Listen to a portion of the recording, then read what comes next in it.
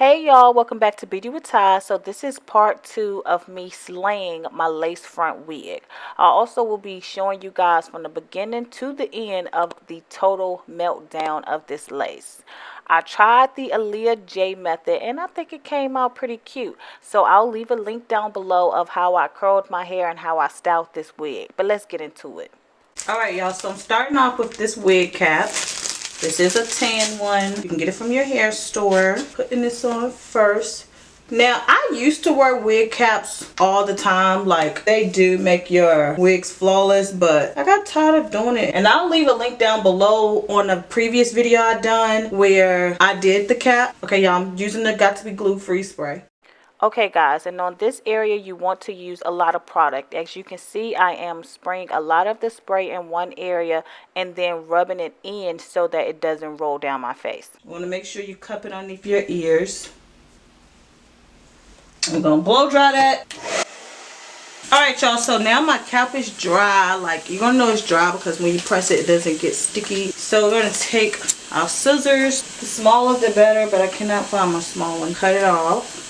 Alright, and right here you want to make sure that you are taking your time. It took me about a good 10 minutes to cut the cap all the way around to make sure it was exactly how I want it. You want to make sure you are taking your time around the hairline so that you won't cut your skin and you are able to get the cap really close to where it's no extra hanging off like this. You want to get all the pieces that's like this, like where it's coming up, where it's no extra. Alright y'all, so like 10-15 minutes later, I'm done getting the cap as close as I can. So this is what it's looking like. And what you want to do is try on your wig to make sure you don't need to pull your cap back a little bit more. So try it on. Look at that. It was at this very moment that Ty knew she was slaying the wig game.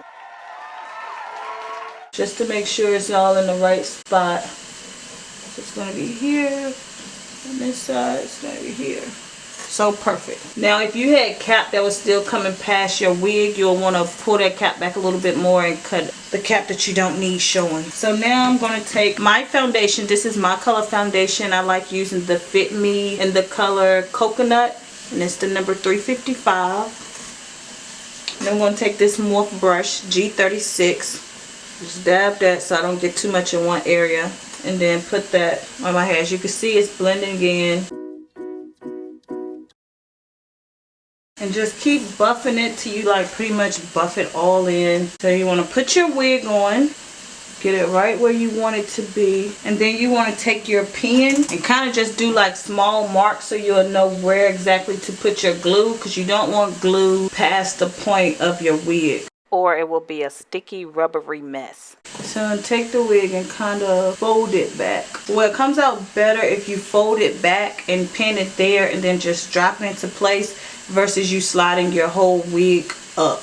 I'm going to take my popsicle sticks, and I also used this in my first video as well as the Ghost Bond. The only difference between this video and that video is that I'm only going to do one layer, and last time I did like 3. Put my glue on all at once, and this time I'm going to do it in sections. And another difference is that I won't have as much baby hair as I did last time. This was 7 months ago when I did this meltdown, which was still cute. Don't get me wrong. So if you like baby hair, definitely click the link down below. If not, try to stick to the method that I have on this one. So this is the Ghost Bond glue. I purchased mine from Amazon. It's $21. I have been seeing it in the hair store, so you can check out your local beauty supply store. And we're just going to put this on, and we are doing thin layers. Alright, so here guys, this is where you definitely do not want to miss out on the pin step. Here I know exactly where my lace is going to be. As you can see, it's not even rounded evenly around my head exactly where I'm going to have the lace.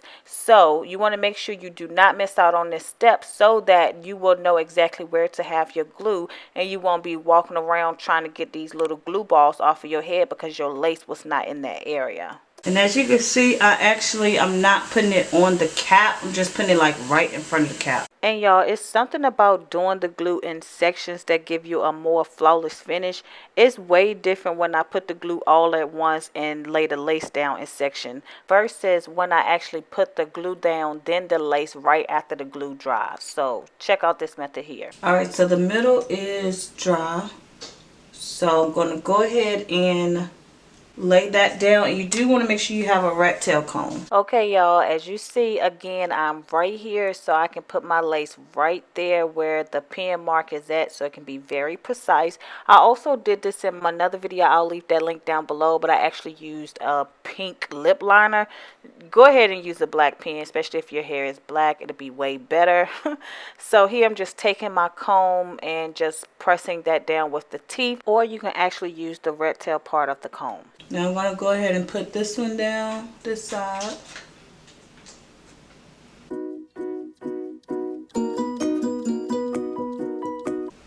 Okay, pin this back. The main key to this method is to make sure you do one thin layer. Yes, it looks thick, but you want to smooth it out so it dries clear and thin. Alright, now let that side dry. We're going to do the other side. And by the time we finish gluing the other side, this side should be done. Alright, so now that we are letting this side dry, we're going to go ahead and go to the other side and put glue on so we can have a more flawless meltdown. And once I have put glue on that side, I'm going to go back with my comb so that I'm not wasting any time, and just kind of press a little bit of the hair over the lace line, because we don't want that lace line to be too detectable. This side got a little bit more time. And if you need to rub it in, just make sure you're taking hair and rubbing it in like this. You don't want to do it with your fingers. This side is good, so we're going to go ahead and lay this side down. And while doing so, you want to make sure you are pulling the lace over the glue and then pressing it down with your comb if you're not smoothing it down with the hair. This is not because we have oily fingertips and it's going to make our lace come up. This is because if we touch where the glue is and there is no lace, then we are going to have a white residue, and that's where it comes into the balls and it gets sticky glue. So just press that down, then take a scarf. I tied it on for about a good 5, maybe 10 minutes, and voila. Ta-da! Look at this. I slayed this wig. But me being me, I got to put a little bit of baby hair. I just need a little bit. If you don't want to, you just stick to what was done previously. But I'm just taking my spoolie and just creating some very soft, gentle baby hairs, because frontal, top, baby hairs, they just all work together for me. I'm going to take some of my mousse and smooth that out as well, just for a little bit extra umph. I definitely could have stopped there, but I didn't want to, y'all. I'm trying to slay. And this is how I love it. Look at that. It looks so good. You can part it anywhere. Also, keep in mind, this is one layer glue, and watch, it's not going anywhere, tugging on it. So I'm going to take some of my freeze spray, just put that down for the flyaways, and definitely click the link down below so you can get more information about this wig that I didn't have to do too much for. Also click the link down below for part 1 of me showing you how I styled this wig, how I bleached the knots, and all of that good stuff. Yes, y'all leave me a comment down below. Let me know what y'all think of this wig. Until next time, I love you guys. Please thumbs up this video and subscribe if you haven't already. I am almost at 100K. I am just overwhelmed. It's just so crazy how my growth on YouTube has changed drastically. It's just bananas. Like, it has a snowball effect. So yes, you guys, if you haven't subscribed, please go ahead and subscribe already. I promise you, you won't be disappointed. I love you guys, and until the next one, bye. Thanks for watching.